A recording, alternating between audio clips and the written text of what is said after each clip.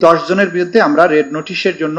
সমস্ত ডকুমেন্ট তৈরি করে আমাদের অফিস থেকে ইন্সপেক্টর জেনারেল অফ পুলিশের অফিসে পাঠিয়েছি এবং তারা সেখান থেকে যথানিয়মে এটা ইন্টারপোলের কাছে পাঠাবেন।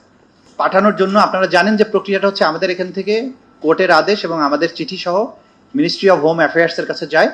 এবং হোম অ্যাফেয়ার্সের আন্ডারে অর্থাৎ ইন্সপেক্টর জেনারেল অফ পুলিশের অফিসে একটা আলাদা সেকশন আছে, সেখান থেকে এটা ইন্টারপোলের কাছে পাঠানো হয়। আমরা যাদের বিরুদ্ধে আজকে এই রেড নোটিশ অথবা ইন্টারপোলের মাধ্যমে রেড নোটিশ জারি করার জন্য পাঠিয়েছি তারা হলো mister Obaidul Quader, mister Asaduzzaman Khan Kamal, mister AKM Mozammel Haque, Mohammad Hasan Mahmud,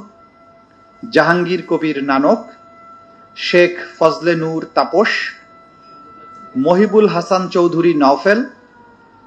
Nasrul Hamid Bipu, Mohammad Ali Arafat এবং তারিক আহমেদ সিদ্দিকী। এই 10 জনের বিরুদ্ধে আমরা রেড নোটিশের জন্য